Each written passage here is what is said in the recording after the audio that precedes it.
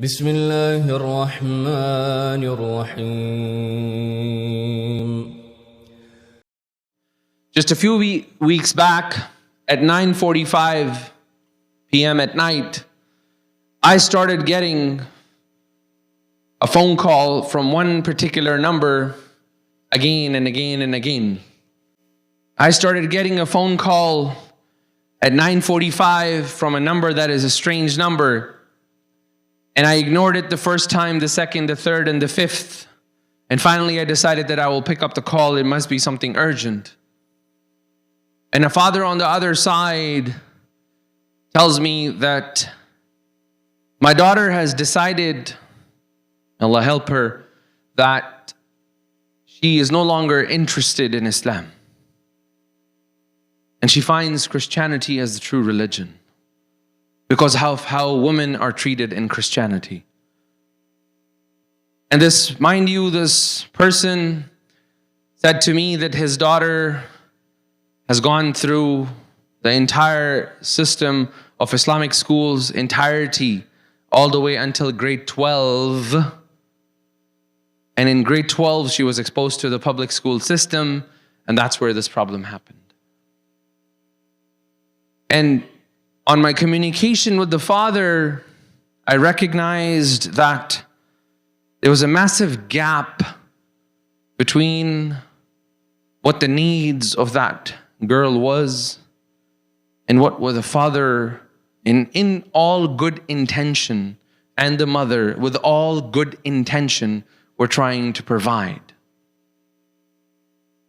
So when I asked what was the source of this, when did this problem started, they said, well, it started about, 1 year and a half ago, when she was still in Islamic schools.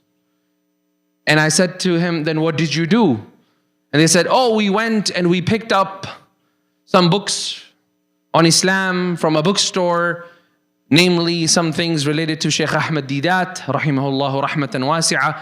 And we gave it to her in terms of proving why this is the right religion and that is the right religion. And then we watched a whole bunch of videos together and so on and so forth. During my conversation with him, he also explained to me that his wife is going through cancer and, may Allah cure her, and she's going through some difficult time.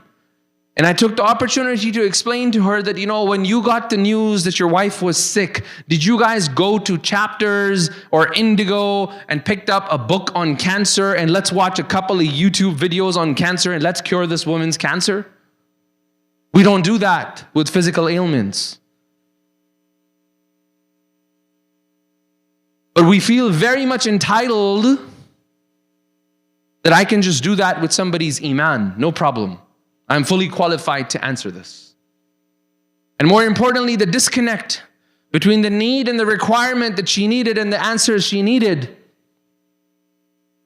and the answers that she was given only propelled her further and distanced her further from faith. And then that led to us and my experience that I've been having in the same masjid hall every Saturday morning at 9:30, around 34 teenagers from this community, and listening to their journals, because I have promised them that I will not expose anything that they write to me in the journals. But if you only read their journals, it's very, very, very clear to any and average person that we have a massive disconnect and a huge gap in how we parent our children. Huge things that they describe. Yes, there is an exaggeration, but there are 34 of them. And when I read the journals and 18 of them have the same problem with their father, there is something there that we need to address. And because of that, we started these communications with Sheikh Arij and the board over here. And we have decided that we will do like a parent workshop on December 24th over here, an open panel discussion, and an intensive workshop on parenting for parents, so that during the day of Christmas, when everyone is celebrating their Christmas, we're discussing how we can celebrate our children together, inshallah. And that will take place in this mosque. You'll hear a little bit more about it. What I wanted to do today was show you a little bit of the glimpse of what I will be covering in that workshop, so that we're able to walk away with some benefit today, those of you that cannot attend, but those of you that can attend, that you will benefit, inshallah. First, we need to understand that, Dr. Haim Ginott, who's a psychologist for, education psychologist. He's written very interesting books, The Parent and the Child, The Parent and the Teacher, and he has a beautiful book called The Parent and the Teenager. It's like almost a reference manual. You have to purchase it for $400 or $500, but you can access it in your local library for free. He says something in there so powerful. He says, as parents, our need is to be needed by our children. As parents, my need is that I get significance from my child, that I have spent so much money and the mother has gone through so much pain to bring them in this world. So I'm in need of significance from that child, that teenager. And the teenager's need is not to be in need of you. The teenager does not want anything to do with you. That's his need. Because he's trying to establish himself like you in this world without your shadow. And that's where the sira' takes place. How dare you buy a jacket without my permission? One of the fathers said in that journal. The child decided to go and pick up a jacket in the color that they wanted and choose and stuff. Came home, the father cut the jacket with the scissors on this premise. How dare you buy a jacket without my permission? My brothers and sisters, this is all happening in our houses. Let's not consider this, it's, like it is our dirty laundry and we all know it. Each one of us know it. And if it's not happening in your house, you know houses in which this is happening. So their need is they don't want any need from you. And that is always that battle that takes place. So in the basic sense, the child, when they become teenager, or let's say the actual word that is used in psychology is adolescence, right?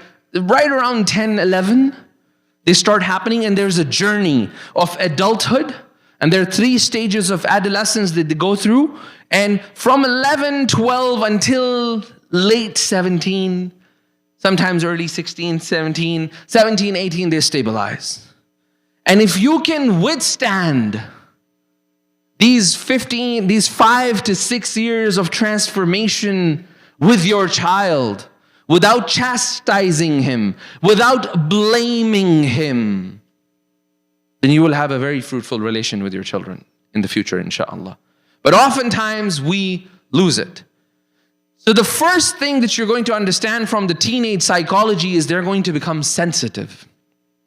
There's an epidemic. We're all worried about a pandemic, but there's an epidemic amongst the specifically teenage girls, Muslims included. And that is related to self-harm. Because they're so highly sensitized and they have a need to feel these feelings. And they'll do anything to create a sense of that feeling because they're very sensitive.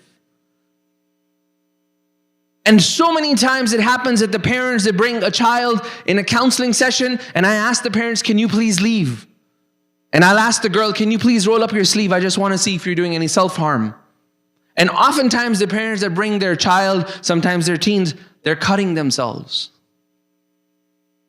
And they're hiding that feeling, that highly sensitive. And you know what we say? We don't help the statements that parents say, she's become quite sensitive nowadays. Oh, he's become quite sensitive. Oh, he makes a drama out of everything. In Urdu, adakari mat karo. Don't. La tatasanna ali. I know you're joking. Don't do these things to me. That's the nature of that teenager. He is going to be sensitive. And you have to be sensitive towards that. You have to help them come out of this. And we don't help when we chastise, when we make fun, when we mock, when we look down upon, when we talk about. You see, there's a difference. You can talk to your teenager. Many parents never talk to their teenagers. They talk about their teenager. And the reality is our children, our teenagers, they hear this. Oh, my mom was talking to this person. My dad was talking to this person about me. They hear it.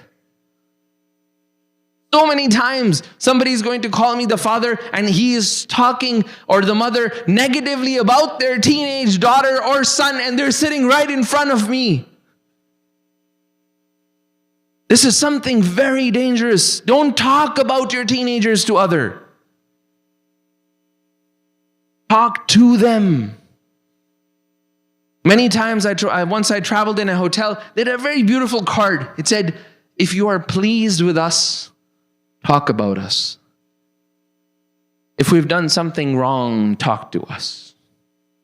You see, when our teen does something wrong, we never talk to them. Baaton ko to rawaji nahi raha. Like, we don't even talk to them. Who cares? When was the last time you had a conversation with your child about the needs and wants? When was the last time you had a conversation with your child about Surah Al-Fatiha, something that we're supposed to recite 17 times a day? Conversation. You see, something that can be conveyed through conversation should never be conveyed through instruction. Our problem as a culture is we haven't changed that. So we think instruction is the only primary mode of dissemination of information. That's not true. That is the least effective form, instructing someone. That is why Allah subhanahu wa ta'ala in Quran, He strikes examples, right? He gives you mathal. Inna mathal al-hayat ad-dunya kama in anzalna. Allah gives you examples. Allah could have said, don't get involved in dunya and do worship to me. Done. But Allah has given us more than 34 parables. 43 أمثال في القرآن. Why? And what those instructions talk about, those amthal, those parables, the same thing. Allah is your Rabb. Don't get involved in dunya, but through examples. So conversation is important. So understand that your child is going to be sensitive. That is the net result of teenagehood. Can't do anything about it. Once you understand that, you don't overreact. We don't overreact to their reaction. We're like, okay, no problem. I understand. You're going through a little bit. I'll give you some space. We all know, teenager, I'll walk out on you. Let him walk out. We make the scene worse. No, how dare you talk to me like that? He is trying to establish himself as an adult. Our responsibility is, and I understand your fear. I have 6 children. I understand, and 3 teenagers. I understand the fear. My heart is drowning when I see my daughter or my son and it's 2:25 and they're not out of the school and my brain goes like, where are they? I understand that pain. But what we can do is let my fear overtake my emotions and make their life miserable. You're afraid of that? Make dua to Allah. Oh Allah, protect him. If Allah protects your child, there's nothing you can do. I talked about it before on this mimbar. 15-year-old teenager living in a non-Muslim house, watches some YouTube video, and Allah guides him to Islam. This child works night shifts at his uncle's gas station so he can earn $700 so he can pay the tuition to go to an Islamic school at age 15. He has no members of his family who are Muslims. Allah took him out of that. If Allah can protect him, Allah can protect our children too. Our reliance on Allah has to be important. And I'm not saying that now because you don't want to hurt and do, there's a difference between you being firm, right? Subhanallah. We think sensitivity, oh, I don't want to hurt my child. Let's take him to Black Friday sale, 50% off, make him feel good. I'm not saying you do that. I'm not saying that you listen to every single demand of your teenage daughter or son. No, you don't do that. But understand, you set your boundaries, but do not react when they react. That is what is not acceptable. Because you're an adult and they're not. You should understand better. We should understand better. Next part, self-image. They're very concerned about their self-image. Do not break their self-image. Do not tell people, oh, subhanallah, my son, subhanallah, he doesn't have any time. All he does is sleeps all day. A casual conversation when we're sitting with our friends and family and we say this, we shatter that child's existence. And the words that come out of the parent's mouth are like permanent glue. That self-image is going to attach himself to this child, and he will see the rest of his life as a person who always sleeps, as a person who never listens. In this conversation that I was having with the father, hey, oh, my daughter, she doesn't listen. No problem. Can you give the phone to your daughter? Spoke to her for 3 minutes. She never once said no to anything. And then the same father told me she will never, ever, ever step foot in the masjid, 3 minutes later, she was ready to come and meet me in a masjid. So I gave the phone back to the father and I said, should I book an Uber or Careem or something? Should I book some car for you so that your daughter comes to the masjid? Because you just told me she doesn't listen. So why are you so calm about it? And then if I was like, no, but sometimes she listens. So do not create, they call it the fame image, the thing that you become famous for. Don't make a negative thing about your child and make her or him famous from that. So, this person, kada, wa huwa kada, wa hiya kada. That's all we do. We don't recognize that these statements we make, oh, mashallah, hiya shatra jiddan. What does that mean? Al-baqiyat ghair shatir. She's very smart, mashallah. The rest are dumb. These statements, be very careful what we say to our children. These statements make a huge impact. It's coming from you as a parent. It's coming from a grandparent. Those statements make their life or break their life. They make the belief structure of how they're going to interact with this world. So don't take it very lightly what we say and what we do not say to them. Then understand, no matter how many times you tell the teenager, do not do this. Isma' minni, ana hasalt li kada wa kada. Isma' ya habib, I love you. Please listen to me. Don't do this. He is going to do it. He doesn't care about your experience. From the psychology of that child, he wants to get first-hand experience. So you as a parent, your responsibility is to provide that safety net. You tell him that this is the wrong thing to do. He is going to go and do it. That is in his fitrah. That is in his nature. He is going to do it.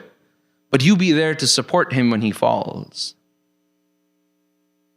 Don't just say, أنا قلت لك. I told you. ما سمعت مني. You didn't listen.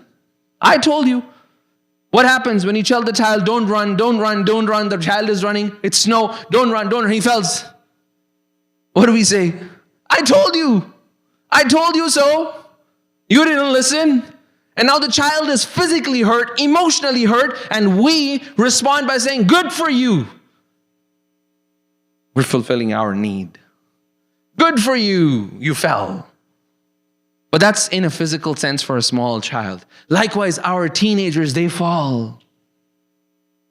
And they're terrified to come and tell you, oh, Baba, I fell. Oh, Mama, I fell. They're terrified because they know that you will rip them apart. Give them the comfort and the confidence they require to make mistakes in their lives. See, as Muslim parents living in Canada, your child is tethered to you until the age of 18. This is your opportunity to be their safety net, because after 18, legally, you cannot do anything. You cannot sit in a conversation to the doctor. You would go to the doctor is going to ask you to leave. He's an adult. She's an adult. Privacy, no matter what you are, who you are. So use this opportunity of that legal bondage that you have with your child and nurture their love. Last thing I leave with is Allah subhanahu wa ta'ala has made us, and hear my words very carefully, that Allah has made us, Allah has given us children, and He has not made you responsible for your children. As soon as they become baligh, right? As soon as they get, in Sharia we call it taklif, mukallaf, he becomes responsible in the eyes of Allah. Amaluk wa amaluhu wahid. This is not the thing. We think, oh, if he does anything bad, al-wizr alayh, I am going to be held accountable. La, la, la. The minute they become 13, 14 baligh, they are fully responsible for their actions. You cannot ask them not to do these things. You can tell them this is haram, this is not allowed, Allah is going to be displeased with this. But if they choose to do it, you can't do anything about it. And the last thing you want is you be the source of them conforming, and the minute you're gone. So many families we know, the father left, the father died, the daughters took off hijab. Assalamu alaikum. Because the hijab is not from the heart. The salah was never from the heart. It was from the khawful ab, awil It was from the fear of the ab. They should not be praying for you. At 14, 15, they're praying for Allah. Your job is to create the azamah of Allah in their heart. So I have a teenager coming up. I already see some trends as a father. I'm giving you an example. As a teenager, I start seeing some trends. Wait a minute. At age 11, he was praying all 5 prayers. What's happening? He's moving around now. He's not like he's skipping prayers. He's praying in his room. He's doing things. You see signs. You can say, Salayt. You can go upstairs in the room and check his bathroom. The sink, oh, it's dry. Ma tawadda'at. You did not do wudu. That is not going to help your child. Because he doesn't pray for you. He needs to pray for Allah. You as a parent, we as parents, as society, as a masjid, when somebody comes in, we should be careful about instilling the azamah of Allah subhanahu wa ta'ala in their hearts. That is our focus.